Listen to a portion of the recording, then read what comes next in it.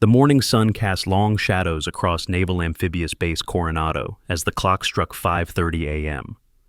The air hung heavy with the scent of gunpowder and ocean salt, a combination that had become as familiar as breathing to the 47 Navy SEALs gathered at the main firing range. The rhythmic crack of rifle fire echoed across the complex, punctuated by the sharp commands of range safety officers monitoring the morning qualification drills. Among the sea of tactical gear and camouflage uniforms, something unusual caught the attention of Lieutenant Commander Blake Morrison. A woman in her mid-40s walked slowly through the main gate, wearing nothing more than a simple gray t-shirt and dark pants. Her light brown hair was pulled back in a neat bun, a few loose curls framing a face that seemed almost serene despite the chaos of military training surrounding her. Morrison paused his inspection of the firing line, his weathered face creasing into a frown. In his 10 years as a SEAL officer, he had developed an almost instinctive radar for things that did not belong. And this woman, walking calmly through a restricted military facility as if she owned the place, definitely did not belong. The sound of boots on concrete grew louder as Morrison approached, his presence commanding immediate attention from the nearby trainees. The woman continued her steady pace toward the range office, seemingly oblivious to the growing number of eyes tracking her movement. Her stride held an odd quality that Morrison could not quite place. Too measured, too aware, too controlled for a civilian who had wandered into unfamiliar territory. "Ma'am," Morrison called out, his voice carrying the authority of years in special operations. "This is a military facility, not a civilian shooting range." The woman stopped, turning slowly to face him. Her green eyes swept the area in a 360-degree pattern before settling on Morrison's face. The movement was so subtle, so automatic, that most would have missed it entirely. But Chief Master Sergeant Rodriguez, standing near the weapons maintenance station, caught the tactical awareness in that simple turn. His eyebrows raised slightly as he watched the interaction unfold. "I believe there may be some confusion," Morrison continued, his tone growing more condescending with each word. "The civilian shooting classes are held downtown. This is Naval Special Warfare Training Facility." A ripple of quiet laughter spread through the group of SEALs who had begun to gather, drawn by the unusual sight of their lieutenant commander addressing what appeared to be a lost soccer mom. The woman remained silent, her breathing pattern steady and controlled, despite the mounting attention. Morrison noted her stance had shifted almost imperceptibly, feet positioned for better balance, weight distributed as if ready to move in any direction. "Perhaps you could direct me to the appropriate office," the woman replied, her voice calm and professional. "I have documentation regarding my presence here." Morrison's smile widened, the kind of expression that had intimidated countless recruits over the years. "Documentation? What kind of documentation could you possibly have for access to a SEAL training facility?" As he gestured toward the exit gate, something remarkable happened. The woman's eyes automatically checked the corners of the compound, scanning for potential threats or escape routes. Her hand briefly touched the area near her left hip, where a sidearm would typically rest. These movements were so ingrained, so automatic, that they spoke of years of tactical training burned into muscle memory. Chief Rodriguez felt a strange recognition stirring in his chest. He had seen those movements before, performed by operators who had spent decades in the field, but this woman looked like she belonged in a corporate boardroom, not a combat zone. Morrison, meanwhile, had decided to escalate his demonstration of authority. "Let me guess," he said, his voice dripping with sarcasm. "You're here for the spouse activity program, maybe looking to sign up for the wives' self-defense class?" The gathering crowd of SEALs chuckled appreciatively at their commander's wit. This was the kind of entertainment that broke up the monotony of routine training exercises. Morrison was known for his sharp tongue and his ability to put civilians in their place when they wandered where they did not belong. But the woman showed no reaction to the mockery. Her face remained impassive, professional, as if she were accustomed to dealing with hostile situations.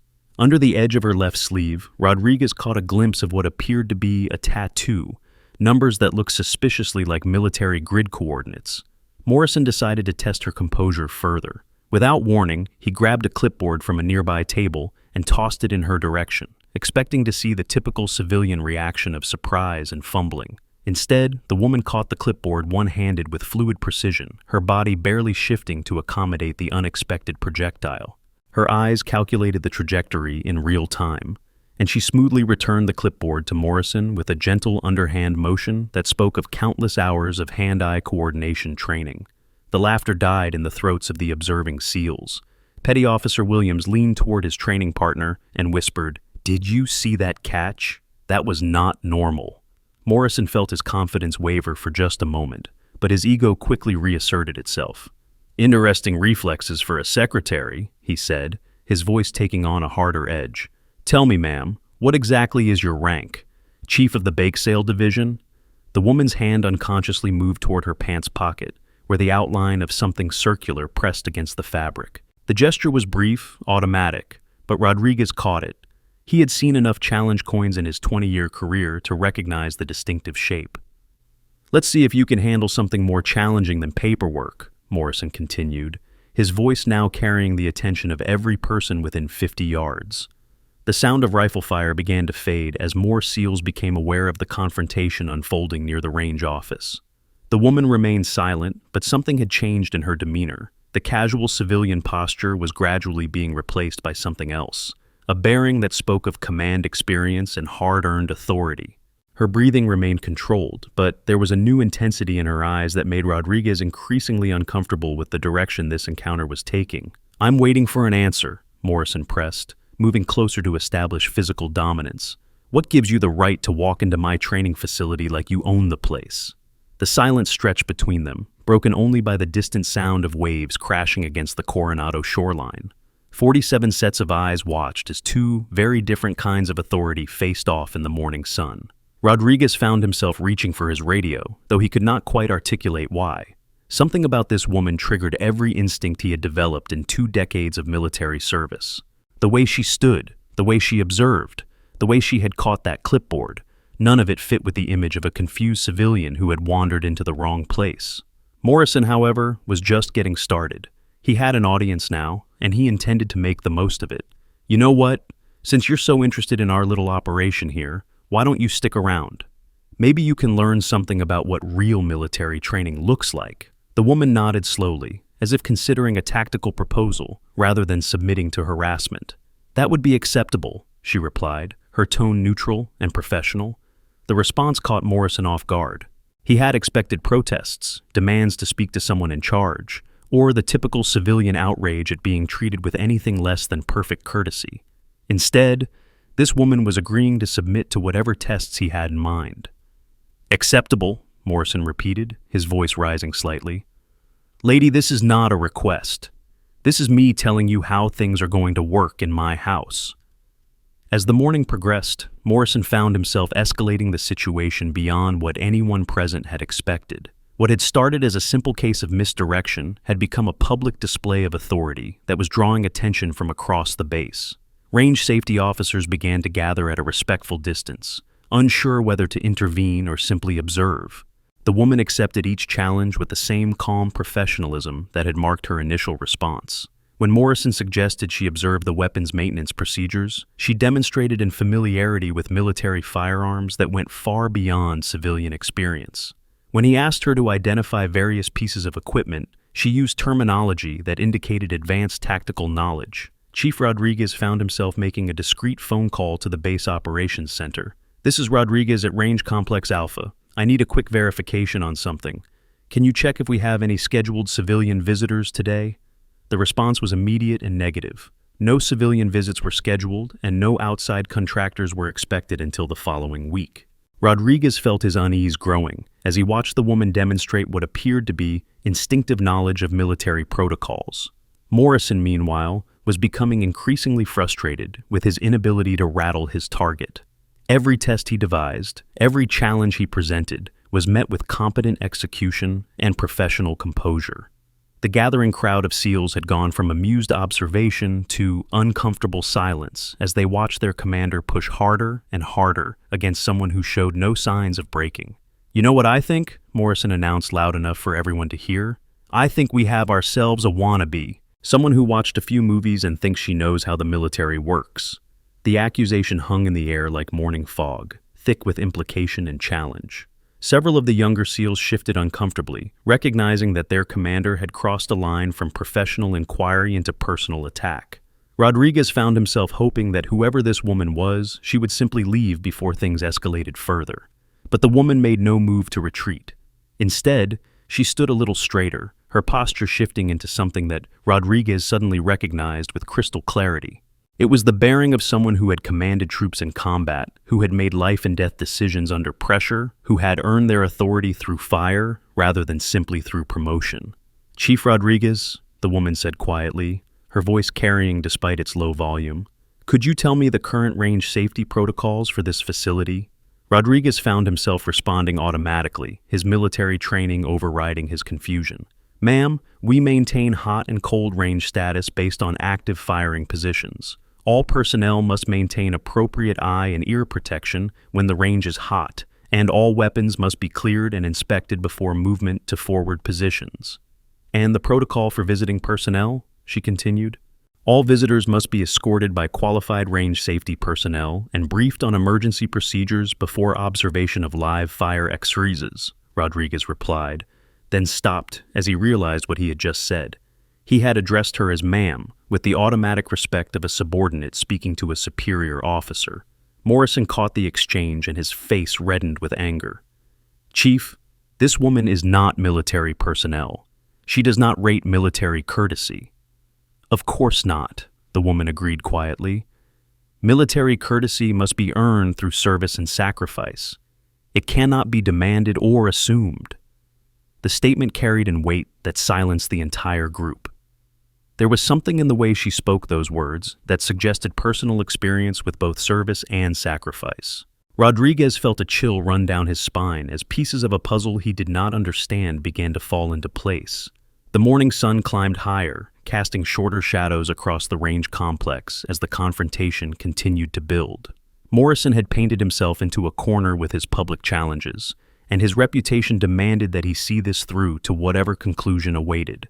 The woman remained calm and composed, but there was an energy building around her that spoke of reserves of strength and authority that had not yet been revealed. Rodriguez made another discreet radio call, this time to the officer of the deck. "Sir, we have a situation developing at the range that might require command attention. There's a civilian present who's demonstrating unusual familiarity with our procedures." The response was immediate and concerning. "Rodriguez, what kind of familiarity are we talking about?" "Sir, the kind that usually comes with years of experience in special operations." The radio was quiet for a long moment before the OOD responded. "I'm sending Lieutenant Mills to assess the situation. Keep things calm until he arrives." Rodriguez looked at the growing crowd of SEALs surrounding Morrison and his mysterious challenger. Keeping things calm might be easier said than done. Morrison was clearly committed to proving his point, whatever that point might be, and the woman showed no signs of backing down from whatever tests he had in mind. As if summoned by the rising tension, Petty Officer First Class Williams approached Rodriguez with a troubled expression. "Chief, I've been watching this whole thing, and something is not right about this situation." "What do you mean, Williams?" "The way she moves, Chief, the way she thinks. I've seen a lot of operators come through this facility, and she's got all the signs. But Morrison is treating her like some random civilian who wandered in off the street." Rodriguez nodded grimly. "I'm beginning to think we may be witnessing a very serious mistake in progress." The sound of approaching footsteps announced the arrival of Lieutenant Mills, the officer of the deck, whose presence immediately elevated the seriousness of the situation. Mills was known throughout the base as a careful, thoughtful officer who did not make hasty decisions or tolerate unnecessary drama. "What's the situation here?" Mills asked Rodriguez quietly, his eyes taking in the crowd and the two central figures who remained locked in their verbal standoff. "Sir, Lieutenant Commander Morrison discovered this woman on the range and has been testing her knowledge of military procedures. She's shown unusual familiarity with our protocols." Mills studied the woman carefully, noting the same tactical awareness that had caught Rodriguez's attention. "Has she presented any identification or stated her business here?" "She mentioned having documentation, but Morrison has not allowed her to present it," Rodriguez replied. Mills frowned. In his experience, refusing to examine someone's credentials was rarely a wise course of action, especially when that person was demonstrating knowledge they should not possess. "I think it's time we resolve this situation properly." But before Mills could intervene, Morrison escalated to a new level. "You know what? I'm tired of playing games. If you really know so much about military operations, let's see you prove it. He gestured toward the weapons maintenance bay, where several M4 carbines were laid out for routine inspection. Let's see if you can field strip one of these weapons. But I'm warning you, if you damage military equipment, you'll be facing federal charges. The woman looked at the weapons for a moment, then walked calmly to the nearest table.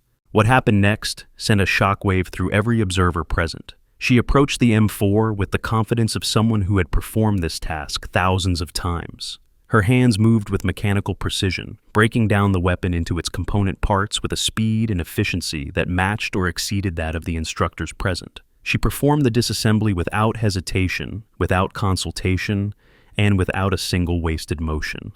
The crowd fell into absolute silence as she completed the task and began reassembly.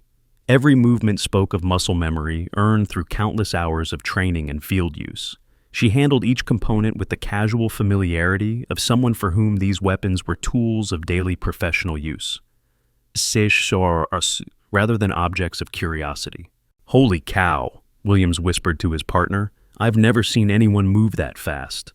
Rodriguez found himself checking his watch. The woman had completed the entire field stripping and reassembly process in under 2 minutes, a time that would have been impressive for a seasoned armorer, let alone someone Morrison had dismissed as a civilian interloper. Morrison stared at the reassembled weapon, his confidence beginning to crack for the first time since the confrontation began. "Where did you learn to do that?" he demanded. "Practice," the woman replied simply. "What kind of practice? Where? When?" The woman remained silent, but her posture had shifted again. The casual civilian bearing was almost completely gone now, replaced by something that made every military person present unconsciously straighten their own posture. She radiated the kind of quiet authority that came only from years of successful command in high-pressure situations. Lieutenant Mills decided it was time to intervene. "Ma'am, I'm Lieutenant Mills, officer of the deck for this facility. Could you please present your identification and state your business here?" The woman turned to face Mills, and he found himself looking into eyes that held depths of experience he had not expected. "Certainly, Lieutenant. I have documentation in my vehicle. However, I should mention that Lieutenant Commander Morrison has requested I demonstrate various capabilities before examining my credentials." Mills shot a sharp look at Morrison. "Is that correct, Commander?" Morrison's jaw tightened. He had gone too far to back down now, especially with a growing audience of his own subordinates watching every move. "I was establishing whether this person poses a security risk to our facility." "By having her handle classified military equipment?" Mills asked, his tone carrying a warning. The question hung in the air as everyone present realized the implications. If the woman was truly a civilian with no military background, allowing her to handle weapons and observe training procedures was a serious breach of security protocols. If she was something else, if she had legitimate reasons for her knowledge and presence, then Morrison had been publicly humiliating someone who might outrank him significantly. Rodriguez felt his radio buzz with an incoming message. The text was brief but alarming. "Command requests immediate status report on civilian present at Range Alpha. Confirm identity and security clearance immediately."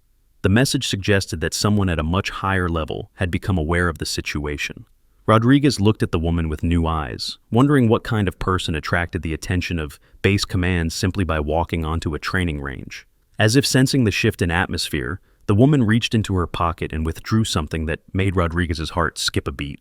It was a challenge coin, but not just any challenge coin. Even from a distance, he could see the distinctive matte black finish and the subtle golden trident that marked it as something special. Morrison noticed the coin as well, and for the first time since the confrontation began, he looked genuinely uncertain. Challenge coins were serious business in the military community, and the design of this particular coin was sending warning signals through his consciousness. "Ma'am," Mills said carefully, "could you show me that coin?" The woman handed it over without hesitation. Mills examined it closely, his face growing pale as he recognized the markings. The coin was real. The weight, the finish, the precise engraving all spoke of authentic military issue. But more importantly, the symbols on the coin identified it as belonging to a very specific and very elite community within the Navy SEALs. "Commander Morrison," Mills said quietly, "I think you need to see this." Morrison took the coin with hands that were beginning to tremble slightly. The reality of what he was holding began to sink in as he examined the details. The serial number, the unit designation, the classification markings, everything about the coin spoke of legitimacy at the highest levels of special operations. "Sir," Rodriguez interrupted, approaching with his radio in hand, "I'm receiving urgent requests from command for information about our visitor. They're asking for immediate confirmation of identity and security clearance status." The pieces of the puzzle were beginning to come together in ways that none of them had anticipated. Morrison found himself holding a challenge coin that represented years of service in one of the most elite units in the U.S. military, issued to someone he had been treating as an unwelcome intruder. The woman watched the realization dawn on their faces with the same calm composure she had maintained throughout the entire encounter. "Perhaps," she said quietly, "it would be appropriate to continue this discussion in a more private setting." Mills nodded immediately. "Absolutely. Ma'am, if you would accompany me to the command office, we can resolve this situation properly." But Morrison was not ready to concede defeat. His reputation and authority had been publicly challenged, and admitting error now would undermine his position with every SEAL under his command. "Not so fast," he said, his voice taking on a desperate edge. "Anyone can carry a coin. That doesn't prove anything about who she really is." The statement was technically true, but practically absurd. Challenge coins, especially those from elite units, were not casual possessions. They were earned through service, sacrifice, and proven capability. The suggestion that someone would carry such a coin without having earned it was tantamount to accusing them of stolen valor, a serious charge that required serious evidence. "Commander," Mills said carefully, "I think we should proceed with proper identification verification through official channels." But the woman raised her hand slightly, a gesture that somehow commanded immediate attention from everyone present. "It's all right, Lieutenant. The commander has questions about my qualifications. Perhaps it would be appropriate to address those questions directly." Her voice had changed again, taking on tones of authority that made even Mills unconsciously adopt a more respectful posture. Rodriguez found himself wondering what rank this woman had held during her military service, and why she was present at their facility without proper introduction through command channels. Morrison, meanwhile, was trapped by his own rhetoric. He had publicly challenged this woman's credentials and demanded proof of her capabilities. Now, faced with evidence that suggested he had made a serious error in judgment, he found himself unable to retreat without losing face in front of his subordinates. "Fine," he said, his voice tight with barely controlled emotion. "You want to prove yourself? Then prove yourself. Show me something that requires real military training, not just familiarity with equipment." The challenge was issued with the finality of a man who had burned his bridges and was committed to seeing the confrontation through to its conclusion. The woman considered his words for a moment, then nodded slowly. "Very well," she replied. "What did you have in mind?" Morrison looked around the range complex, his eyes settling on the close-quarters combat training facility that occupied the far end of the complex. The CQC house was designed to simulate urban combat environments, complete with multiple rooms, variable lighting, and sophisticated target systems. It was used primarily for advanced SEAL training and was considered one of the most challenging facilities of its type in the military. "The CQC course," Morrison announced. "Let's see how you handle room-clearing procedures." A collective intake of breath went up from the assembled SEALs. The CQC course was not a casual training exercise. It required years of experience, perfect timing, and intimate knowledge of urban combat tactics. Mistakes in the course could result in serious injury or worse. Lieutenant Mills stepped forward immediately. "Commander, I cannot authorize civilian access to the CQC facility. The liability issues alone—" "She's not a civilian," Morrison interrupted. "Are you, ma'am? You're here to prove you belong in our world, so prove it." The woman looked at the CQC facility, then back at Morrison. When she spoke, her voice carried undertones that made Rodriguez's skin crawl with recognition. "I accept your challenge, Commander. However, I suggest we establish clear parameters for safety and evaluation." The professional competence in her voice was unmistakable now. She was not asking for help or guidance. She was establishing the rules of engagement for a tactical exercise. Rodriguez had heard that tone before, from officers who had commanded troops in combat, and who knew exactly what they were doing in high-pressure situations. Mills found himself in an impossible position. Every protocol dictated that he should halt this entire proceeding and refer the matter to higher command. But the woman's confident acceptance of Morrison's challenge suggested that she might indeed have the credentials to justify her presence and actions. "Ma'am," Mills said carefully, "before we proceed any further, I must insist on proper identification and verification of your status." The woman nodded. "Of course, but perhaps it would be more efficient to complete the commander's evaluation first. I believe the results will answer many of your questions." Morrison felt the weight of dozens of eyes upon him. He had escalated this confrontation to a point where retreat was impossible without complete loss of credibility. Every SEAL on the base would know that he had backed down from a challenge he himself had issued. "Agreed," he said, his voice carrying more confidence than he felt. "Standard CQC protocols. You'll be observed and evaluated by qualified personnel. Any safety violations will result in immediate termination of the exercise." The woman smiled for the first time since the confrontation began. It was not a friendly smile, but rather the expression of someone who had accepted a challenge they were confident of winning. "That seems reasonable, Commander. Shall we proceed?" As the group moved toward the CQC facility, Rodriguez found himself walking beside Mills. "Sir," he said quietly, "I have a very bad feeling about this." Mills nodded grimly. "So do I, Chief. But at this point, I think we need to see where this leads. If Morrison is wrong about this woman, we're about to witness a very serious mistake. If he's right—" Mills paused, considering the implications. "Well, if he's right, then we have a security breach that needs immediate investigation." The CQC facility loomed ahead of them, its dark windows and multiple entrances presenting a maze of tactical challenges that had tested thousands of SEALs over the years. As they approached the control booth, Rodriguez couldn't shake the feeling that they were about to witness something that would change everything they thought they knew about the quiet woman in the gray t-shirt. Morrison began explaining the course layout and objectives, his voice taking on the professional tones of an instructor briefing a student. But the woman listened with the attention of someone reviewing familiar material rather than learning something new. Her questions were precise, technical, and demonstrated a depth of understanding that made Rodriguez increasingly nervous about the outcome of this exercise. "The scenario is straightforward," Morrison concluded. "Multiple rooms, unknown number of targets, civilians present. Standard rules of engagement apply. Time limit is 8 minutes for completion." The woman nodded. 8 minutes is generous for a facility this size. "May I inspect the equipment?" Morrison gestured toward the gear rack where protective equipment and simulation weapons were stored. The woman moved among the items with the casual efficiency of someone who had used similar equipment countless times. She selected body armor, eye protection, and a simulation rifle with movements that spoke of long familiarity with tactical gear. As she prepared for the exercise, Rodriguez noticed details that had escaped his attention before. The way she adjusted the body armor showed intimate knowledge of proper fit and function. Her grip on the simulation weapon was perfect. Not the awkward fumbling of someone learning, but the automatic positioning of muscle memory earned through extensive training. "Ready when you are," she announced, taking position at the facility entrance. Morrison moved to the control booth, where he could observe and evaluate her performance. Mills joined him, along with Rodriguez and several other senior personnel who had gathered to witness what was rapidly becoming the most unusual training exercise any of them had ever observed. "Begin when ready," Morrison announced over the facility's intercom system. What happened next would be talked about in SEAL training circles for years to come. The woman entered the facility with a smoothness and precision that immediately distinguished her from even experienced operators.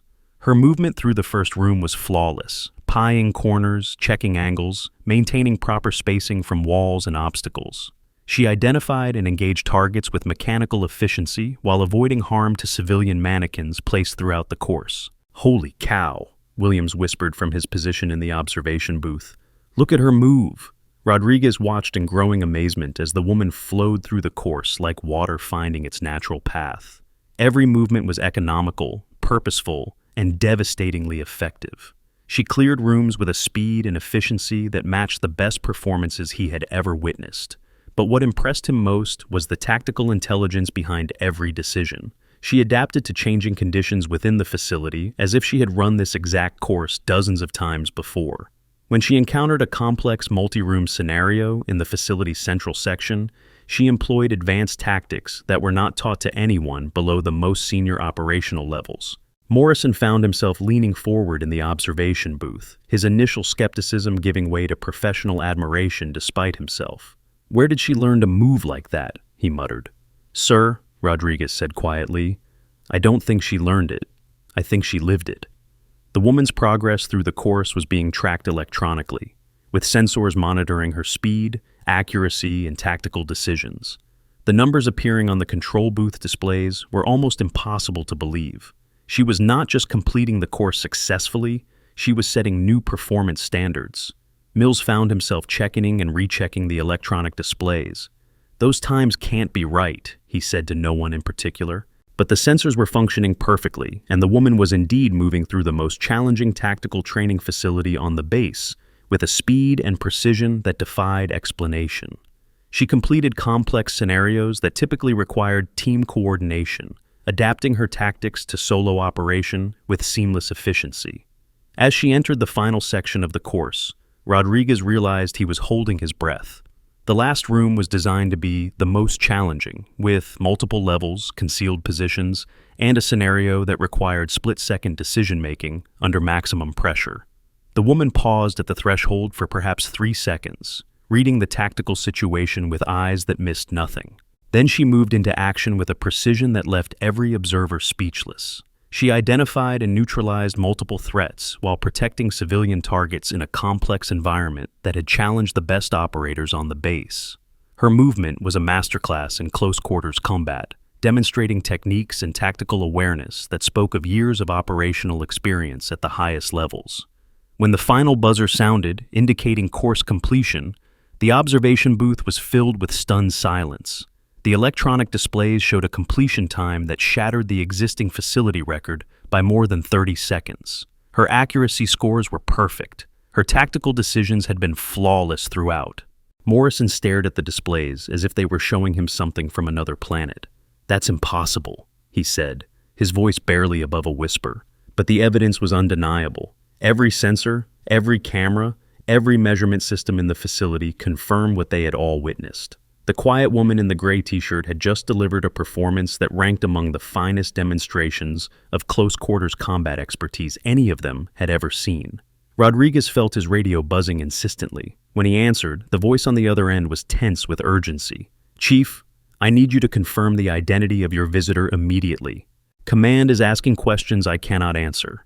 Looking at the woman as she emerged from the CQC facility, removing her protective gear with the same casual efficiency she had shown throughout the morning, Rodriguez suddenly understood why Command was asking questions.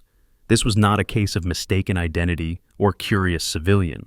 This was something much more significant and much more complicated. Morrison climbed down from the observation booth on unsteady legs, his face pale with the realization of what he had just witnessed. He approached the woman with none of the swagger that had marked his earlier behavior.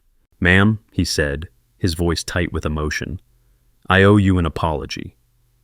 The woman looked at him with eyes that held no malice, only the patient expression of someone who had dealt with similar situations before. "No apology necessary, Commander. You were doing your job, protecting your facility and your personnel."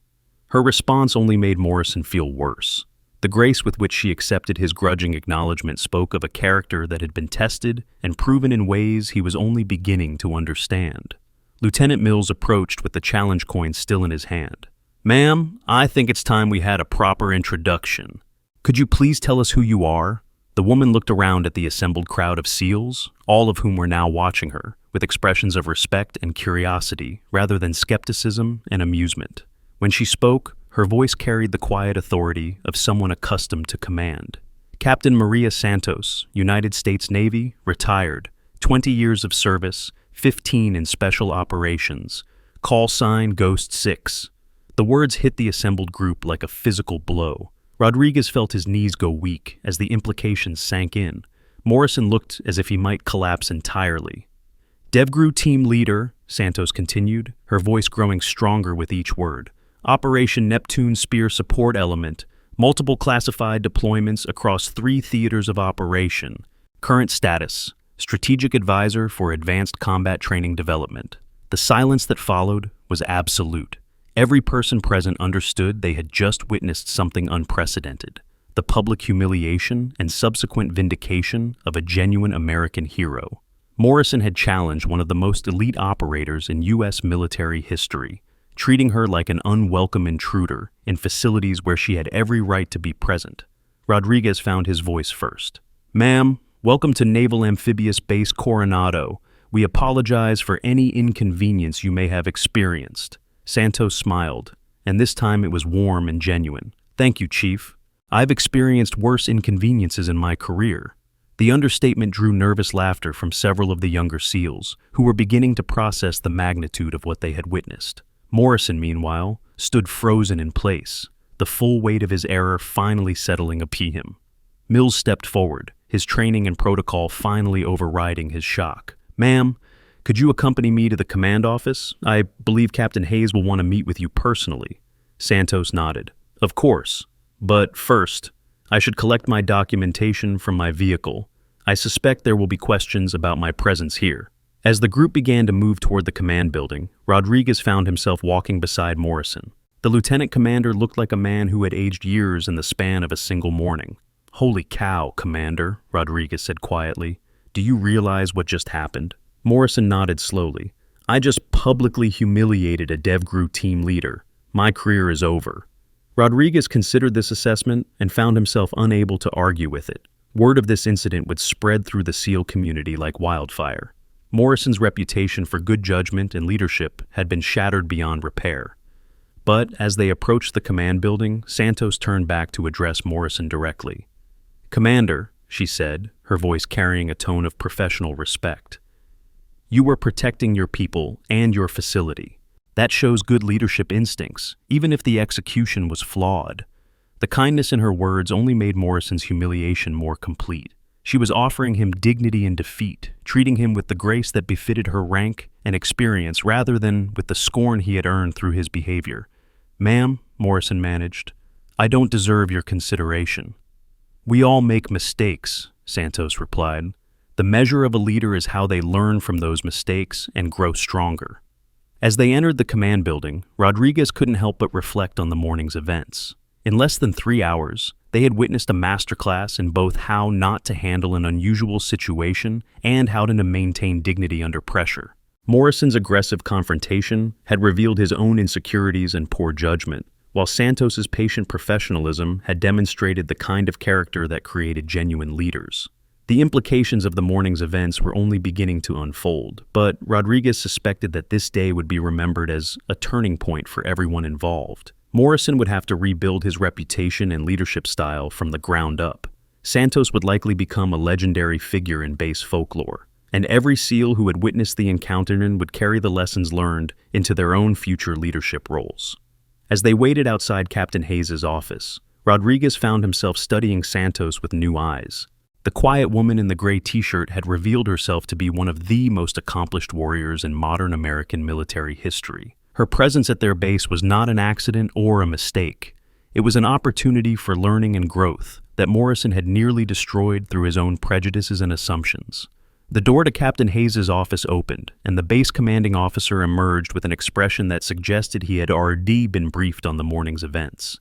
His salute to Santos was immediate and precise, acknowledging not just her former rank, but the respect she had earned through 2 decades of distinguished service. "Captain Santos," Hayes said, his voice carrying the formal respect due to a visiting dignitary, "welcome to Naval Amphibious Base Coronado. I apologize for any difficulties you may have encountered this morning." Santos returned the salute with the crisp precision of someone for whom military courtesy was second nature. "Thank you, Captain Hayes. Your personnel were simply doing their jobs. I harbor no ill will toward anyone involved in this morning's misunderstanding." Hayes nodded, but his eyes moved to Morrison with an expression that promised a very serious conversation in the near future. "Perhaps we could continue this discussion in my office. I believe we have much to discuss regarding your advisory role here."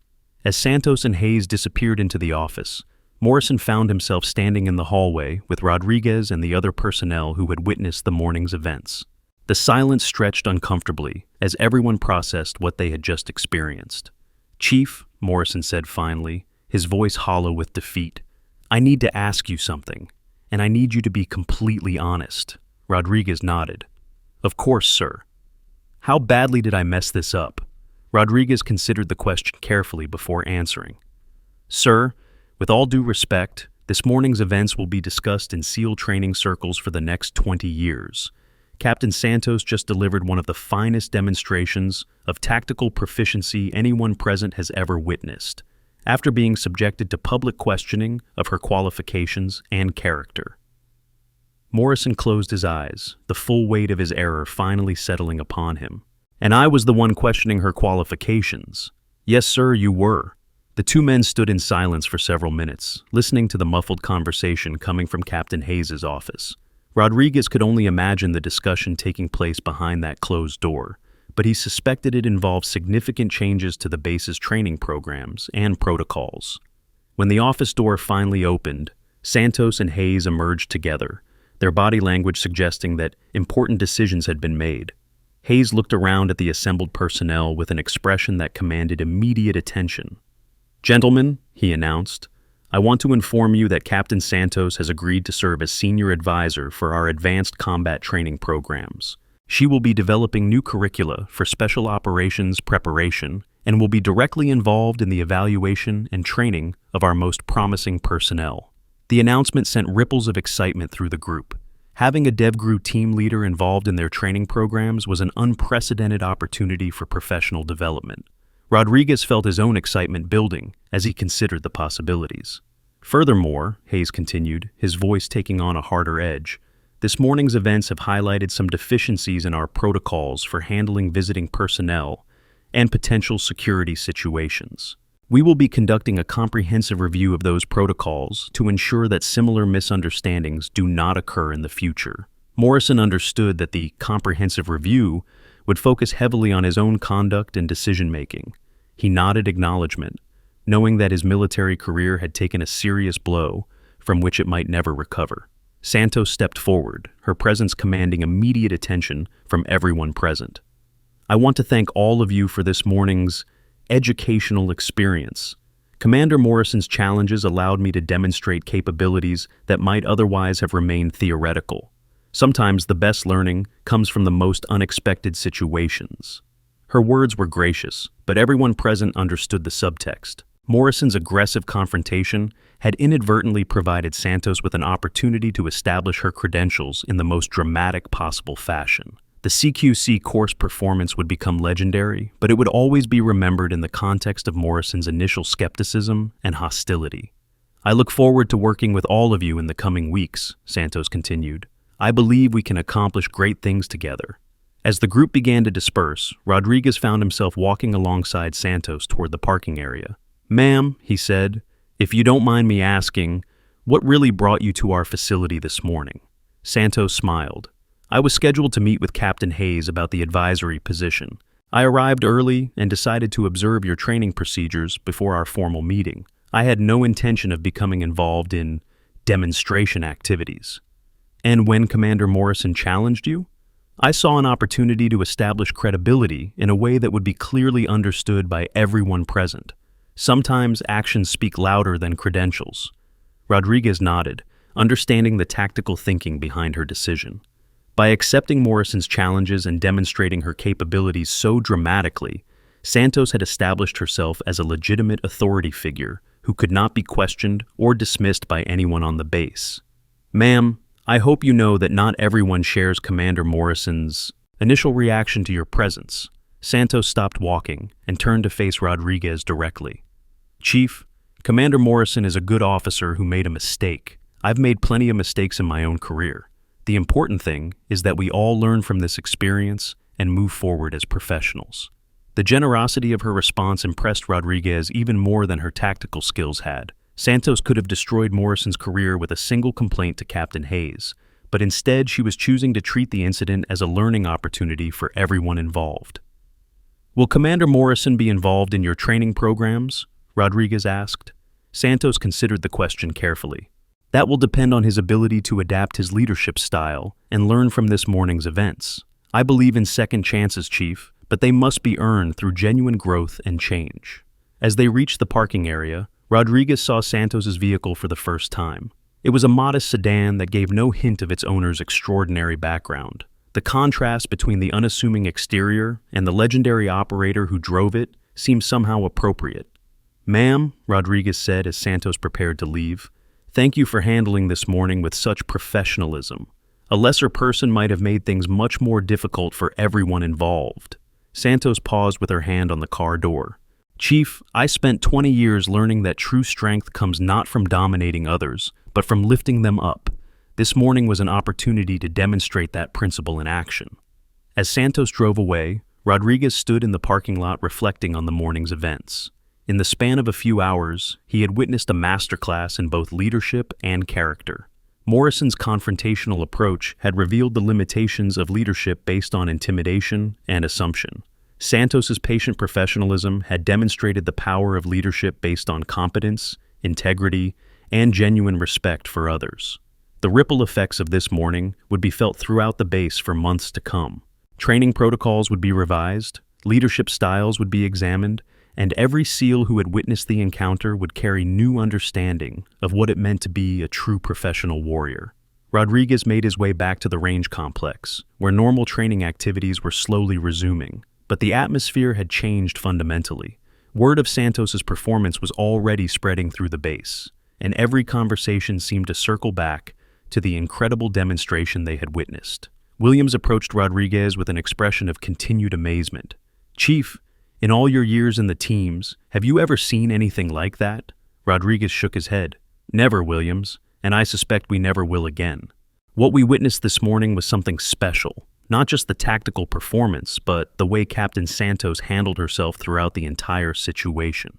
Do you think Commander Morrison will recover from this?" Rodriguez considered the question carefully. "That depends entirely on what he learns from this experience and how he chooses to move forward. Captain Santos gave him an opportunity to grow as a leader. Whether he takes advantage of that opportunity remains to be seen." As the morning gave way to afternoon, Rodriguez found himself returning again and again to the image of Santos emerging from the CQC facility with the calm satisfaction of someone who had just completed a routine training exercise. The contrast between her humble appearance and her extraordinary capabilities would remain with him for the rest of his career. The woman in the gray t-shirt had taught them all a lesson about the danger of assumptions and the power of quiet competence. But more importantly, she had demonstrated that true warriors were defined not by their ability to dominate others, but by their willingness to use their strength in service of something greater than themselves.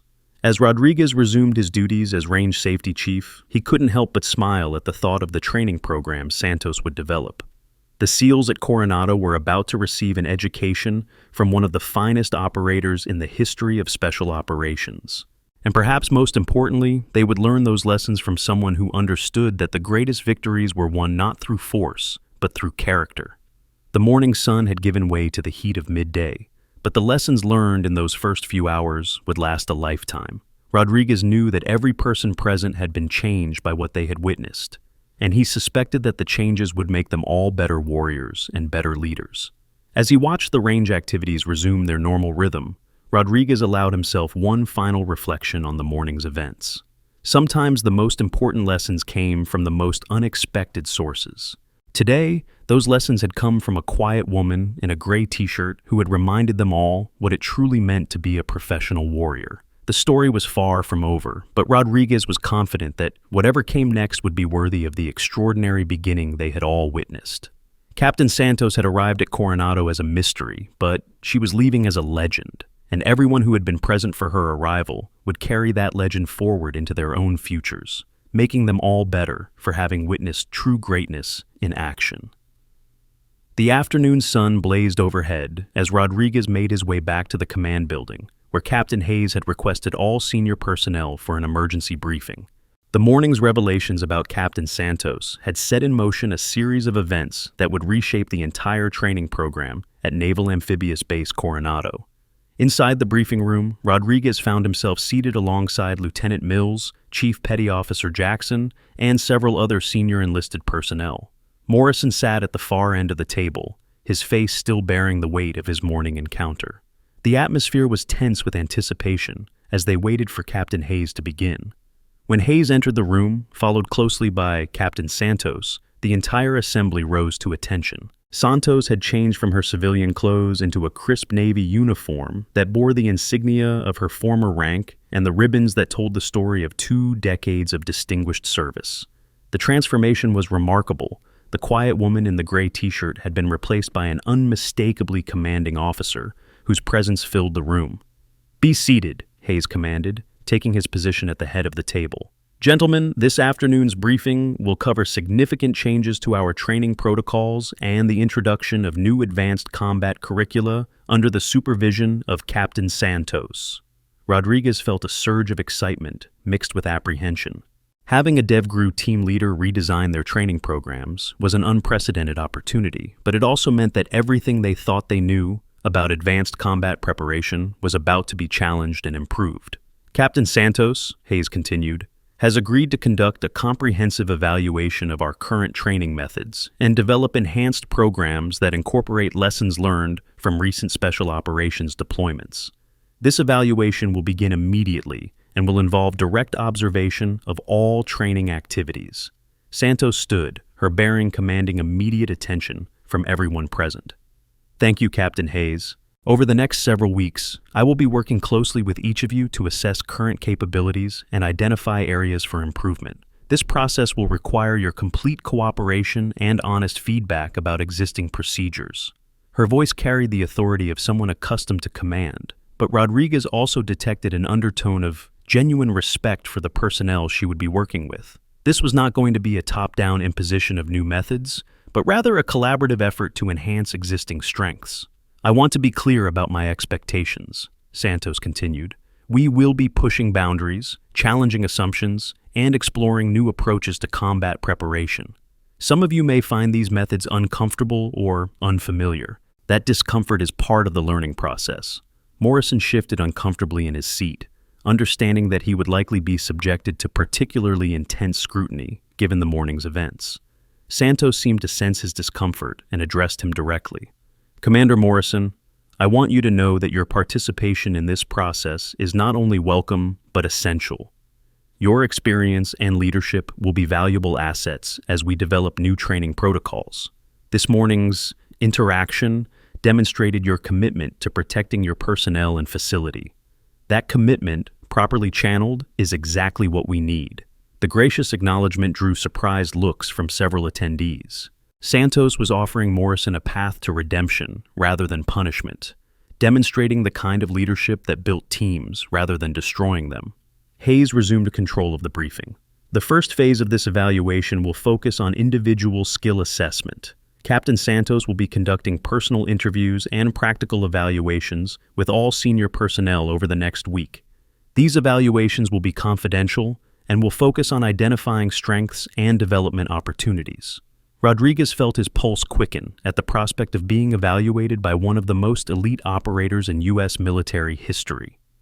The opportunity to receive feedback from someone of Santos's caliber was both exciting and intimidating. "Additionally," Hayes continued, "we will be implementing new safety protocols for all training activities. This morning's events highlighted some gaps in our procedures for handling unusual situations. Captain Santos will be working with our safety officers to develop enhanced protocols that maintain security while ensuring appropriate treatment of all personnel." The indirect reference to Morrison's handling of Santos's arrival sent a clear message about command's view of the morning's events. Changes were coming, and they would be comprehensive. Santos stepped forward again. "I want to address something that I know is on everyone's mind. This morning's demonstration was not intended to embarrass anyone or to establish dominance. It was simply a response to a challenge that allowed me to establish my credentials in a way that everyone could understand and respect." She paused, making eye contact with Morrison before continuing. "In special operations, we learn that every situation is a learning opportunity. This morning taught us all valuable lessons about assumptions, protocols, and the importance of maintaining professionalism under pressure. Moving forward, we will build on those lessons to create better systems and stronger teams." The room was silent as everyone absorbed the implications of her words.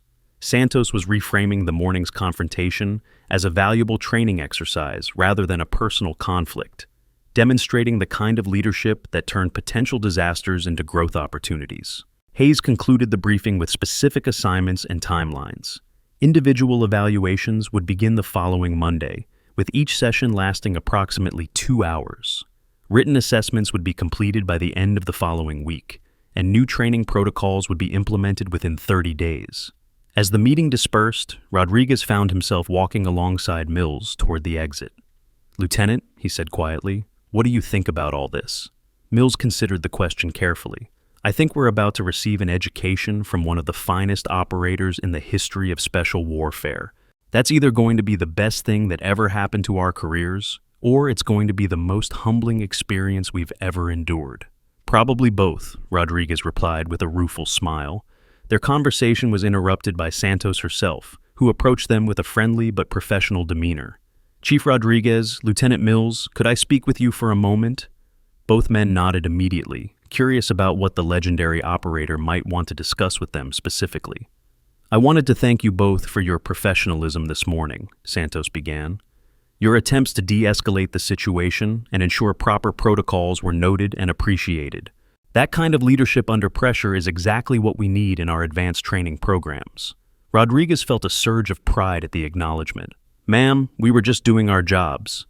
"Exactly," Santos replied with a smile. "You were doing your jobs properly, even when the situation became complicated. That's the mark of true professionals. I'm looking forward to working with both of you in the coming weeks." As Santos walked away, Mills turned to Rodriguez with an expression of amazement. "Did one of the most elite operators in the U.S. military just thank us for doing our jobs?" "I think she did," Rodriguez replied, still processing the unexpected recognition. "And I think we're about to learn what real leadership looks like." The following Monday arrived with an atmosphere of nervous anticipation throughout the base. Santos had established her temporary office in the advanced training facility, and her first individual evaluation was scheduled with Chief Rodriguez at 0800 hours.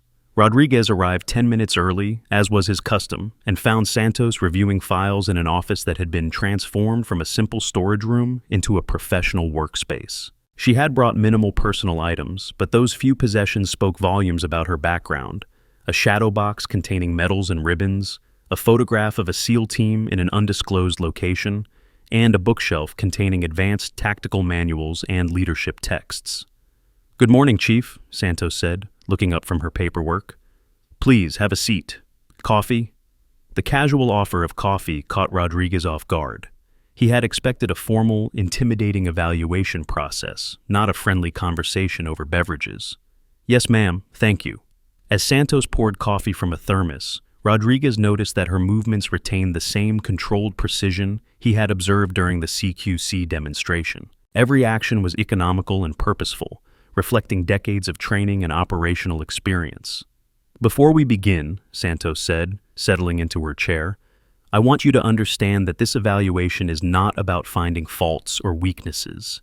It's about identifying your strengths and determining how we can build upon them to enhance our overall training capabilities." Rodriguez nodded, though he remained somewhat tense about the process. Being evaluated by someone of Santos's caliber was inherently intimidating, regardless of her reassuring words. "Tell me about your background," Santos continued. "How did you end up in your current position? And what aspects of your work do you find most rewarding?" The question was broader than Rodriguez had expected, and he found himself relaxing slightly as he described his 20-year journey through various assignments that had led him to his current role as Range Safety Chief. Santos listened intently, asking thoughtful questions that demonstrated genuine interest in his experiences and perspectives. "You mentioned that you spent 3 years with 2nd Battalion," Santos observed. "That deployment cycle would have included some significant operational activity. How did those experiences shape your approach to training and safety protocols?" Rodriguez felt his comfort level increasing as he realized that Santos was not trying to catch him in mistakes or expose deficiencies. Instead, she was genuinely interested in understanding how his experiences had informed his professional development. "Ma'am, those deployments taught me that training has to be as realistic as possible without being unnecessarily dangerous. The gap between training and reality can get people killed, but so can training that doesn't account for safety considerations." Santos nodded approvingly. "That's exactly the kind of thinking we need to incorporate into our new programs. The challenge is finding the balance between realism and safety, between pushing boundaries and maintaining responsible risk management." The conversation continued for nearly 2 hours, covering topics ranging from specific training techniques to broader questions of leadership philosophy. Rodriguez found himself sharing insights and experiences that he had never discussed in formal settings, drawn out by Santos's skillful questioning and genuine interest. "Chief," Santos said as the evaluation concluded, "I want you to know that this conversation has been extremely valuable. Your combination of operational experience and training expertise makes you an ideal candidate for expanded responsibilities in our new programs." Rodriguez felt a surge of professional satisfaction. "Ma'am, I appreciate your confidence. I'm excited about the possibility of contributing to enhanced training methods." "Good," Santos replied, making notes in her file. "I'll be discussing expanded roles for several personnel with Captain Hayes. Your name will definitely be on that list." As Rodriguez left the office, he realized that his apprehension about the evaluation had been completely unfounded. Santos had conducted the session as a professional conversation between equals, focused on identifying opportunities for growth and contribution rather than highlighting deficiencies or problems. Word of Rodriguez's positive evaluation spread quickly through the senior enlisted ranks, and subsequent evaluations were approached with curiosity rather than dread. Santos conducted each session with the same professional respect and genuine interest that had marked her conversation with Rodriguez. Morrison's evaluation, scheduled for Wednesday afternoon, was anticipated with particular interest, given the circumstances of his first encounter with Santos. When he emerged from the office after nearly 3 hours, his expression was thoughtful rather than defeated. "How did it go?" Mills asked quietly as Morrison passed through the administrative area. Morrison paused, considering his response carefully. "It was educational. Captain Santos is remarkably skilled at helping people examine their own assumptions and motivations. I learned things about myself that I hadn't realized before." The cryptic response left Mills curious about the specifics, but Morrison's improved demeanor suggested that the evaluation had been constructive rather than punitive. Whatever Santos had discussed with him had apparently provided perspective rather than condemnation. By the end of the week, Santos had completed individual evaluations with 12 senior personnel, ranging from experienced chiefs to junior officers. The consistent feedback was that she had conducted professional, respectful conversations that focused on potential rather than problems. Friday afternoon brought the first group session, where Santos gathered the evaluated personnel to discuss initial findings and outline the direction of the new training programs. The briefing room was filled with an atmosphere of anticipation as the senior staff waited to learn how their individual evaluations would translate into program changes. "Gentlemen," Santos began, "this week's evaluations have confirmed my initial assessment that you have an exceptionally capable and experienced team here at Coronado. The challenge is not replacing existing capabilities, but rather enhancing and expanding them." The positive opening set a tone of collaboration rather than criticism, immediately putting the assembled personnel at ease. "Based on our conversations, I've identified several areas where we can implement improvements that will benefit everyone involved. First, we're going to enhance our scenario-based training to incorporate more complex decision-making challenges. Real operations rarely present simple solutions, and our training should reflect that complexity." Rodriguez found himself nodding in agreement. His own operational experience had taught him that combat situations were usually characterized by incomplete information, time pressure, and competing priorities. "Second," Santos continued, "we are going to implement more comprehensive after-action reviews that focus not just on technical performance, but on decision-making processes and adaptive thinking. Understanding why someone made a particular choice is often more valuable than simply measuring whether that choice produced the desired outcome." The emphasis on learning from decisions, rather than just results, resonated with Morrison, who had spent the week reflecting on his own decision-making process during Santos's arrival. Understanding the reasoning behind choices would help prevent similar errors in judgment. Third, we're going to introduce cross-training opportunities that allow personnel to develop skills outside their primary specialties. The modern operational environment requires adaptability, and our training should reflect that requirement. Mills felt excitement building as he considered the possibilities. Cross-training with personnel from different specialties would provide valuable perspective and enhance overall team capabilities. Finally, Santos concluded, We're going to implement mentorship programs that pair experienced personnel with developing operators. Institutional knowledge is one of our most valuable assets, and we need to ensure it's effectively transferred to the next generation. The comprehensive approach impressed everyone present. Santos was not proposing wholesale changes to existing systems, but rather thoughtful enhancements that would build upon established strengths. I want to emphasize that these changes will be implemented gradually and with your input at every stage, Santos continued. You know your people and your capabilities better than I do. My role is to provide perspective and experience that can help you achieve your goals more effectively. Hayes stepped forward to address the group. Implementation of these new protocols will begin next Monday. Captain Santos will be working directly with each department to ensure smooth transitions and appropriate training for all personnel involved. As the briefing concluded, Rodriguez found himself approaching Santos with a question that had been building throughout the week. "Ma'am, can I ask you something about leadership?" Santos nodded encouragingly. "Of course, Chief. What's on your mind?" "This morning, when Commander Morrison first challenged you, you had the opportunity to immediately establish your authority and put him in his place. Instead, you chose to go along with his tests and prove yourself through demonstration. Why did you make that choice?" Santos considered the question thoughtfully before responding.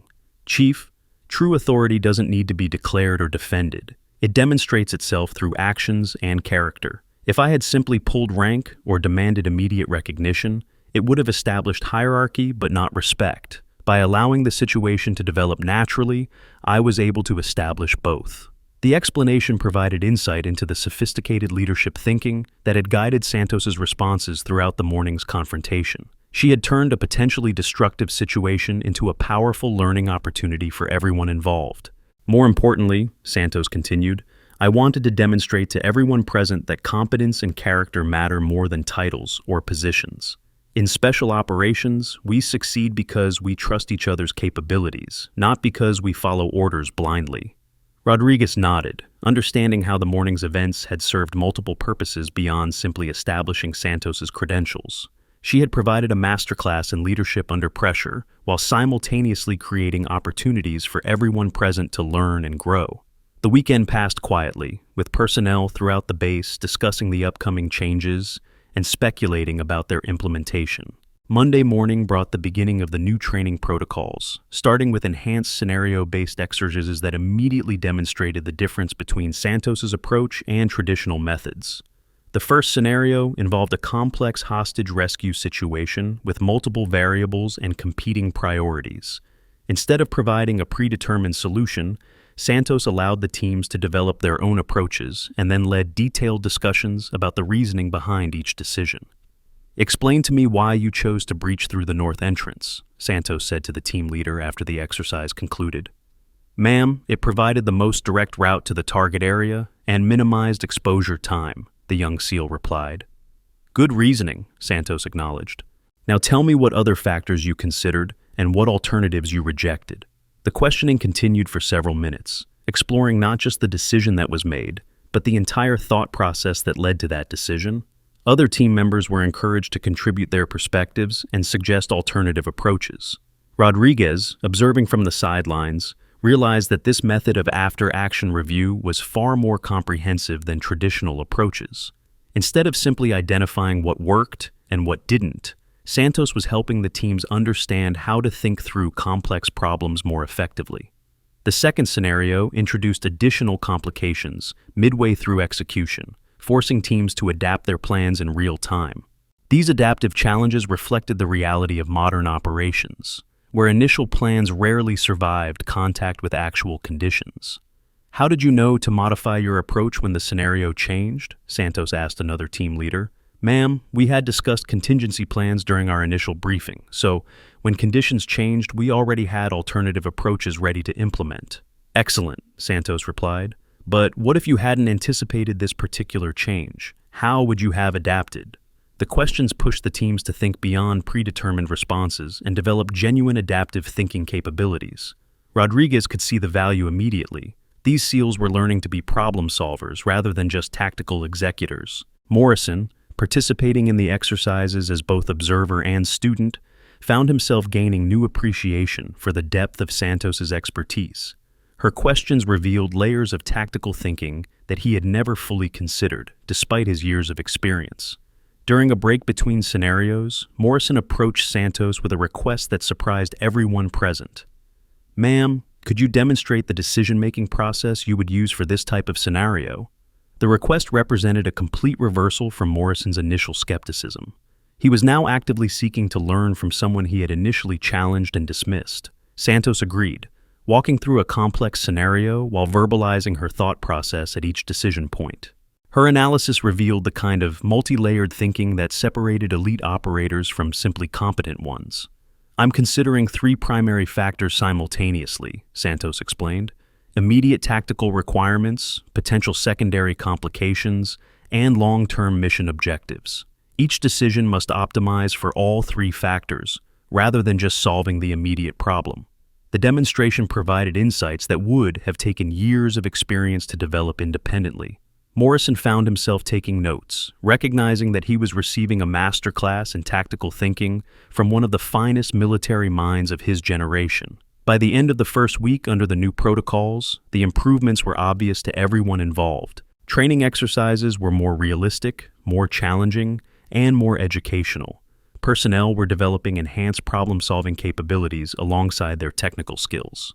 The second week brought the introduction of cross-training programs, with specialists from different areas working together on complex scenarios that required multiple skill sets. Medical personnel worked alongside communications specialists and weapons experts to solve problems that demanded diverse expertise. Rodriguez found himself working with intelligence analysts and logistics coordinators on scenarios that highlighted the interconnected nature of modern operations. The experience broadened his perspective significantly and enhanced his appreciation for the complexity of successful mission planning. "This is incredible," Williams commented during one of the cross-training exercises. "I never realized how much the intel guys contribute to our success in the field." The sentiment was echoed throughout the participating groups as personnel gained new appreciation for the roles and capabilities of their colleagues in different specialties. The cross-training was building not just enhanced capabilities, but also stronger teams. Morrison's participation in the cross-training exercises provided him with opportunities to demonstrate leadership in new contexts. Santos carefully observed his interactions with personnel from different backgrounds, noting his growing ability to adapt his leadership style to different situations and personalities. "Commander," Santos said during one of their regular feedback sessions, "I've noticed significant improvement in your ability to build consensus among diverse team members. How has your approach changed?" Morrison considered the question carefully. "Ma'am, I've learned that different people respond to different types of leadership. What motivates a seasoned chief might not work with a young intelligence analyst. Effective leadership requires adapting to the needs and capabilities of the people you're working with." The insight demonstrated genuine growth in Morrison's understanding of leadership principles. Santos made notes in her evaluation file, documenting the positive changes she had observed in his performance and attitude. The third week brought the introduction of mentorship programs, pairing experienced personnel with developing operators in formal relationships designed to transfer institutional knowledge and provide guidance for career development. Rodriguez was paired with a young petty officer who showed exceptional promise but lacked the experience to fully understand the broader context of his work. The mentorship relationship provided Rodriguez with opportunities to share lessons learned over 2 decades while helping the younger SEAL develop more sophisticated understanding of his role. "Chief," his mentee asked during one of their sessions, "how do you know when to push safety limits during training and when to be more conservative?" The question provided Rodriguez with an opportunity to share insights that had taken years to develop. "It's about understanding the difference between acceptable risk and unnecessary danger," he explained.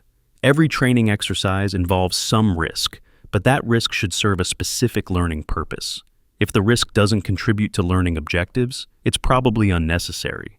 The mentorship programs were creating systematic methods for transferring the kind of hard-earned wisdom that typically took years to acquire through experience alone. Younger personnel were developing enhanced understanding more quickly, while experienced personnel were finding renewed purpose in their roles as teachers and guides. Morrison's role as a mentor to junior officers provided him with opportunities to demonstrate the leadership growth he had achieved through his work with Santos. His mentees reported that he was supportive, insightful, and genuinely invested in their professional development. Commander Morrison has really helped me understand the broader implications of tactical decisions, one young ensign reported during a feedback session with Santos. He's taught me to think beyond the immediate mission requirements and consider how our actions affect long-term objectives. The positive feedback confirmed Santos's assessment that Morrison had learned valuable lessons from his initial mistakes and was applying those lessons to become a more effective leader. By the end of the third week, the transformation of the training programs was complete, but the benefits were just beginning to become apparent. Personnel throughout the base were demonstrating enhanced capabilities, improved teamwork, and greater confidence in their abilities to handle complex challenges. Captain Hayes called a meeting of senior staff to review the progress and discuss long-term implementation of the new protocols. The conference room was filled with an atmosphere of satisfaction and optimism as the assembled personnel prepared to discuss their experiences. "Gentlemen," Hayes began, "the reports I have received about our new training protocols have been universally positive. Captain Santos, could you share your assessment of our progress?" Santos stood, her bearing reflecting the satisfaction of someone who had successfully completed a challenging mission. "Captain Hayes, I'm pleased to report that the personnel at this facility have exceeded my expectations in every measurable category. The enthusiasm for learning, the willingness to adapt, and the commitment to excellence have been remarkable." Rodriguez felt a surge of pride at the recognition. The past 3 weeks had been challenging but rewarding, pushing everyone involved to grow and improve in ways they had not expected. "The new protocols are now fully integrated into your training curriculum," Santos continued. "Your personnel have demonstrated mastery of the enhanced methods and are ready to implement them independently. My role here is essentially complete." The announcement brought mixed reactions from the assembled group. While they were proud of their successful adaptation to the new methods, many had hoped that Santos would remain as a permanent part of their team. Morrison raised his hand to speak. "Ma'am, on behalf of all the personnel who have worked with you, I want to express our gratitude for the learning opportunities you've provided. Your mentorship has made us all better operators and better leaders." The statement represented a complete transformation from Morrison's initial hostility to genuine respect and appreciation. Santos nodded acknowledgement, recognizing the growth that Morrison's words represented. "Commander Morrison," Santos replied, "your willingness to learn and adapt has been exemplary. You've demonstrated the kind of leadership growth that will serve you and your personnel well throughout your career." Hayes stepped forward to make an announcement that surprised everyone present. "Captain Santos, I've received authorization from Naval Special Warfare Command to offer you a permanent position as Director of Advanced Training Development. The position would involve oversight of training programs across multiple facilities and would allow you to expand the work you've begun here." The offer represented a significant opportunity for Santos to influence special operations training on a much broader scale. Rodriguez found himself hoping she would accept, recognizing the value her expertise could bring to the entire SEAL community. Santos considered the offer carefully before responding. "Captain Hayes, I'm honored by the opportunity, but I must respectfully decline. My commitment is to serve where I can make the greatest impact, and I believe that impact is best achieved through direct work with operators rather than administrative oversight."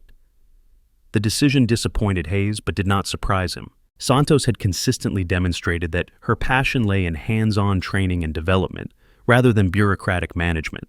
"However," Santos continued, "I would be interested in establishing a consulting relationship that would allow me to return periodically to assess progress and provide updated training methods as they're developed." The alternative proposal offered a compromise that would maintain Santos's involvement while allowing her the flexibility to pursue other opportunities. Hayes accepted immediately, recognizing the value of continued access to Santos's expertise. Rodriguez found himself wondering what Santos would do next, now that her work at Coronado was complete. When he asked her directly, her response reflected the same thoughtful consideration that had marked all her decisions. "Chief, there are other facilities that could benefit from similar training enhancements. My goal is to share these methods as widely as possible within the special operations community. The techniques we've developed here shouldn't be limited to a single base." The answer confirmed Rodriguez's assessment of Santos's character. She was motivated not by personal advancement or recognition, but by a genuine desire to improve the capabilities of all special operations personnel. The final week of Santos's residency at Coronado was devoted to comprehensive documentation of the new training methods and preparation of materials that would allow other facilities to implement similar programs. Rodriguez and several other senior personnel worked with Santos to create detailed manuals and training guides. The key to successful implementation, Santos explained during one of their documentation sessions, is understanding that these methods must be adapted to local conditions and capabilities. What works here might need modification to be effective elsewhere. The flexibility built into the training methods reflected Santos's understanding that one-size-fits-all solutions rarely worked in military training. Effective programs had to account for local resources, personnel capabilities, and mission requirements. Morrison volunteered to help develop assessment criteria that could be used to evaluate the effectiveness of the new methods at other facilities. His involvement in this process demonstrated his complete commitment to the principles Santos had taught and his desire to contribute to their broader implementation. "Commander," Santos said as they worked on the assessment protocols, "your insights into leadership development have been valuable contributions to these materials. Your experiences will help other commanders avoid similar mistakes and achieve better outcomes." The acknowledgement of Morrison's contributions represented the final step in his rehabilitation from the morning's initial confrontation. Santos had not only forgiven his mistakes, but had found ways to turn his experiences into valuable lessons for others. The farewell ceremony, held on Santos's final Friday at Coronado, was attended by virtually every person on the base.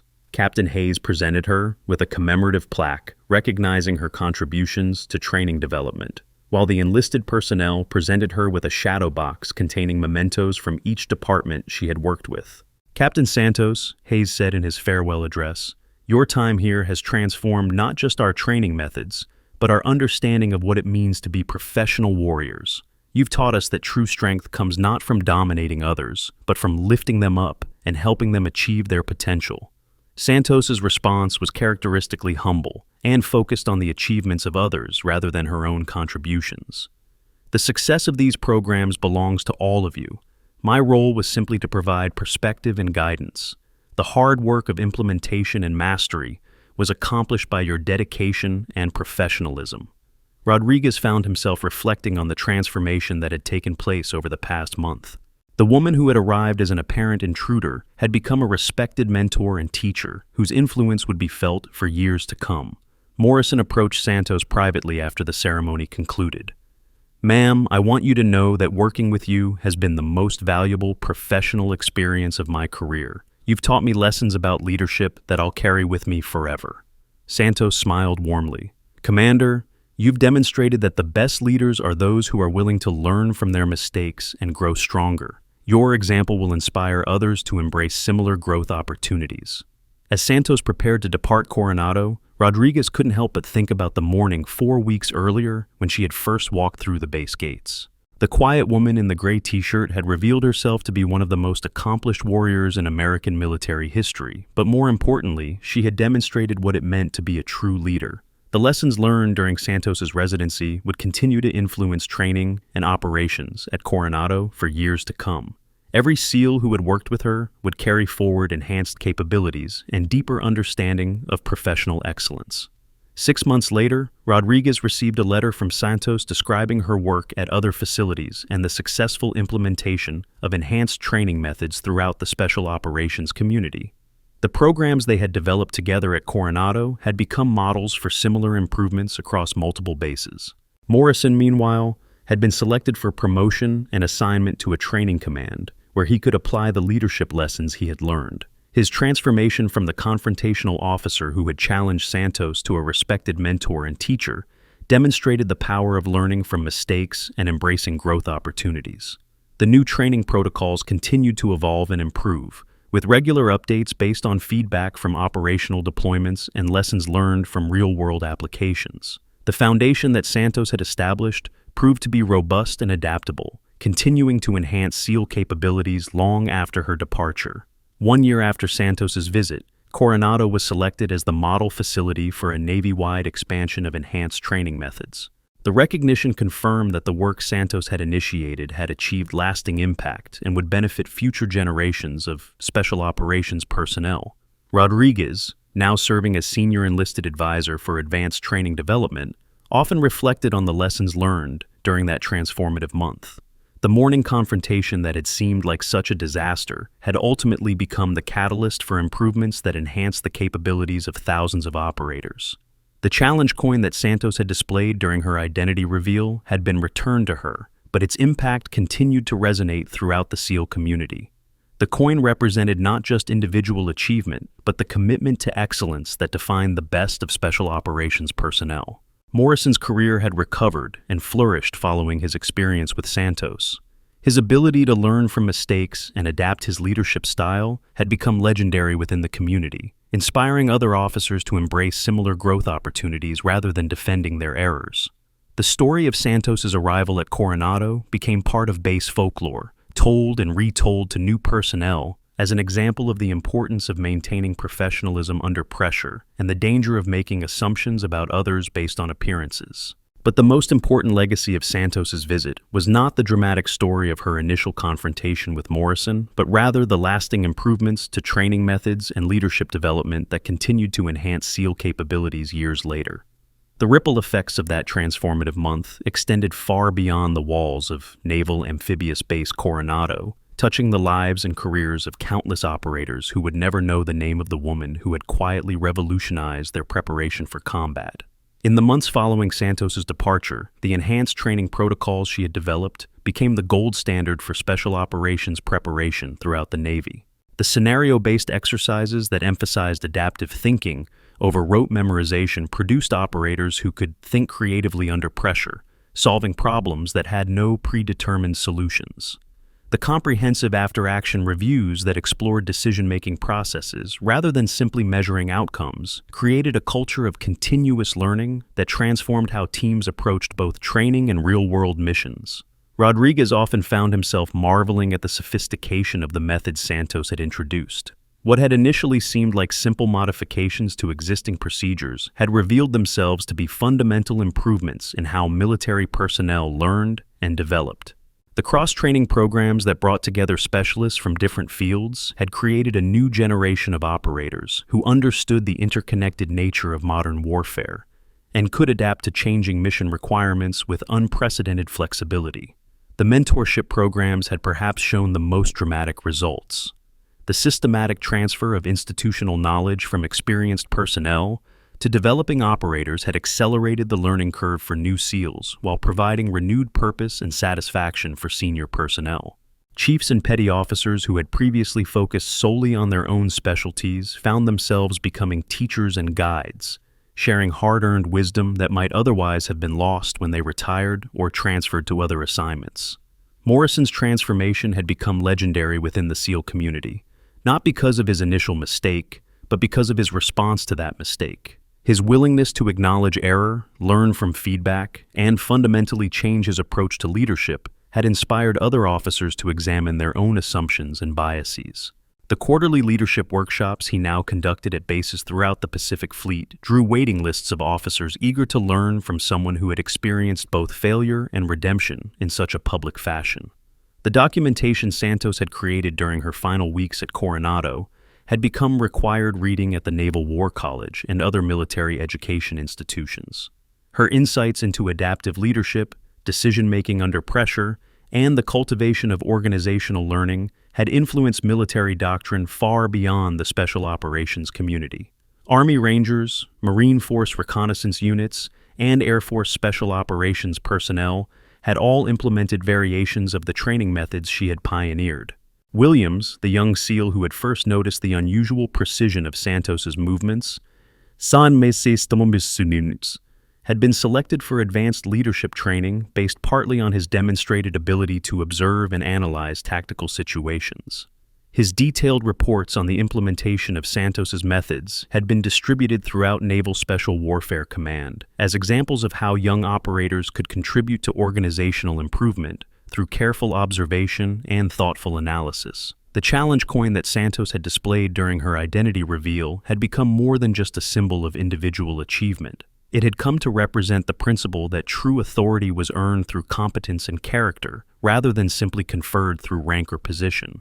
Chief Rodriguez kept a photograph of that coin on his desk, as a reminder that assumptions about others based on appearance or initial impressions were often dangerously incorrect. The physical changes to the base facilities had been less dramatic but equally important. The CQC training house where Santos had delivered her legendary performance had been upgraded with new technology that allowed for more sophisticated scenarios and better assessment of operator performance. The weapons maintenance bay had been expanded to accommodate the cross-training programs that brought together personnel from different specialties.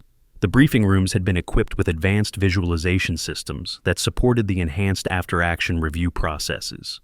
But the most significant changes had been in the culture and atmosphere of the base itself. The competitive atmosphere that had previously emphasized individual achievement over team success had been replaced by a collaborative environment where sharing knowledge and supporting colleagues were recognized as essential components of mission success. Young operators no longer felt pressure to prove themselves through displays of bravado or aggression, but instead focused on developing the quiet competence that Santos had demonstrated. The quarterly visits Santos made to assess progress and provide updated training methods had become major events that drew observers from throughout the special operations community. Her sessions combined technical instruction with broader discussions of leadership philosophy and professional development. These visits maintained the momentum of improvement while ensuring that the enhanced methods continued to evolve based on lessons learned from operational deployments. Rodriguez had been promoted to Master Chief and appointed as the senior enlisted advisor for the entire Naval Special Warfare Training Command, a position that allowed him to oversee the implementation of Santos's methods at facilities throughout the Navy. His quarterly reports documented measurable improvements in operator performance, reduced training accidents, and enhanced mission success rates that validated the effectiveness of the new approaches. The academic institutions that studied military training and leadership had taken notice of the Coronado transformation. Researchers from the Naval Postgraduate School, the Air Force Academy, and civilian universities had conducted extensive studies of the enhanced training methods, producing papers and dissertations that helped spread the principles to other military and civilian organizations. The business community had shown particular interest in Santos's approaches to adaptive leadership and decision-making under pressure. Morrison's promotion to full commander and assignment to Naval Special Warfare Command headquarters had provided him with opportunities to champion the broader implementation of enhanced training methods throughout the special operations community. His presentations to senior leadership emphasized the measurable benefits of investing in comprehensive training development rather than simply increasing the quantity of exercises or the complexity of equipment. The international implications of the training improvements had been equally significant. Allied Special Operations Forces had requested access to the enhanced methods, recognizing their potential to improve multinational cooperation and mission effectiveness. Exchange programs had been established with British SAS, Canadian JTF-2, and Australian SASR units, spreading Santos's influence throughout the global special operations community. The technology industry had also taken notice of the decision-making frameworks and adaptive thinking methods that Santos had developed. Several major corporations had hired military consultants to implement modified versions of the training approaches in their own leadership development programs. The principles of scenario-based learning, comprehensive after-action analysis, and systematic knowledge transfer had proven valuable in civilian contexts as well as military ones.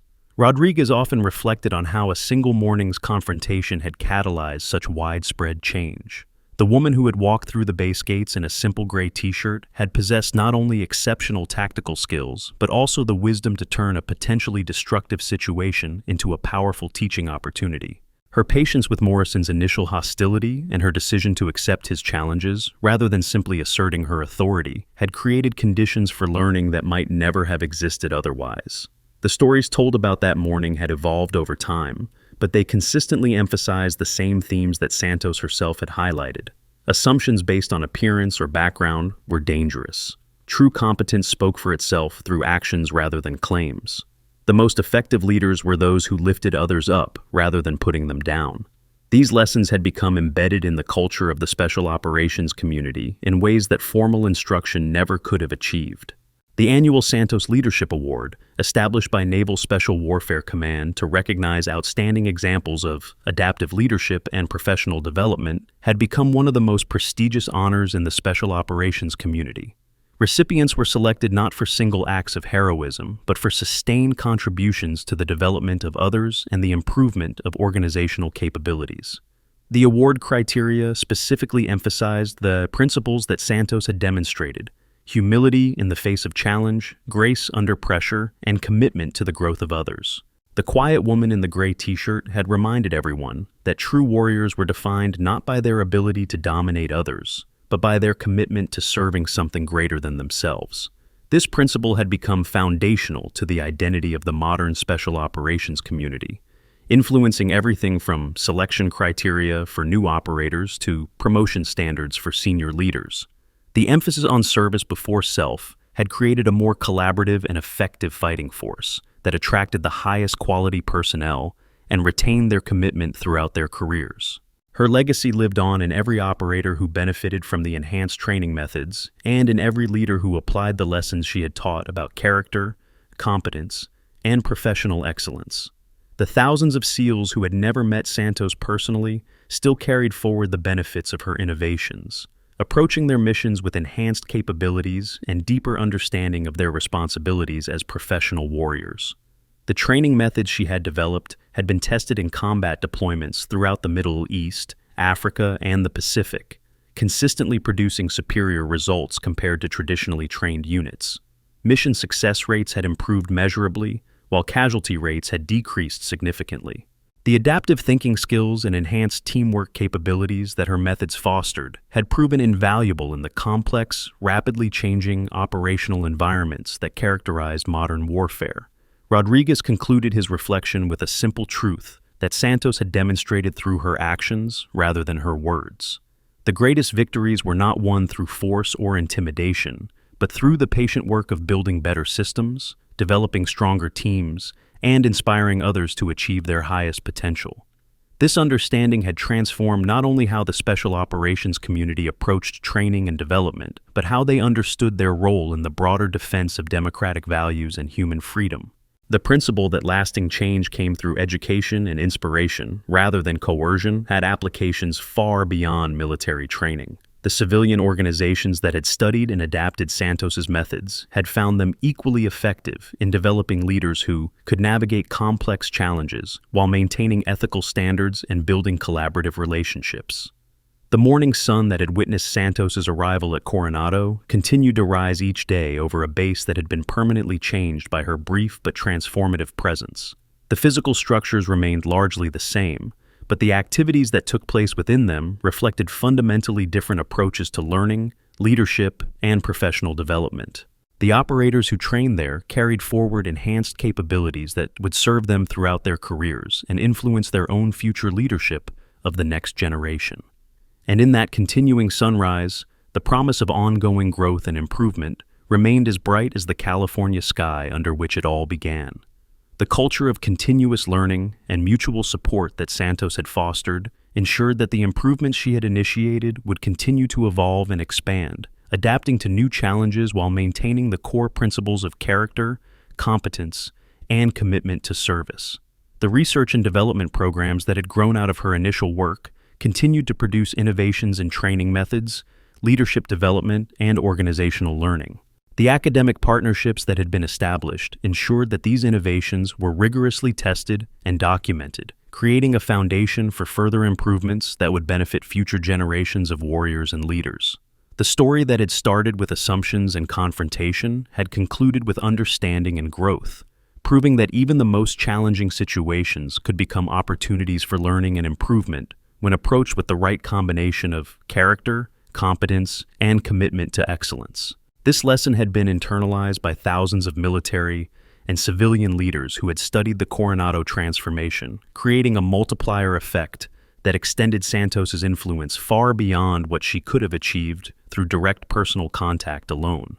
The documentation of that morning's events had become a case study in crisis management, leadership under pressure, and the transformation of conflict into opportunity.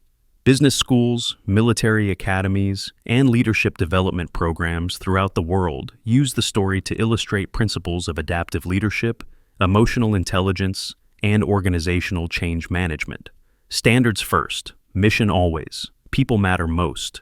These principles, demonstrated through Santos's example and reinforced through the enhanced training methods she had developed, continued to guide the warriors of Coronado as they prepared for whatever challenges the future might bring. The integration of these principles into daily operations had created an organizational culture that attracted the finest personnel, developed their capabilities to the fullest extent possible, and retained their commitment throughout their service careers. The legend of Captain Maria Santos, callsign Ghost 6, lived on not in the dramatic story of her arrival, but in the quiet daily work of excellence that she had inspired in others. Every perfectly executed training exercise, every thoughtful after-action review, every moment of mentorship between experienced and developing operators carried forward her influence. The operators who had never heard her name still benefited from the enhanced methods she had created, approaching their duties with capabilities and understanding that had been shaped by her innovations. And that, perhaps, was the greatest victory of all. The transformation of a single morning's confrontation into a lasting legacy of improvement and growth demonstrated the power of character, wisdom, and commitment to service.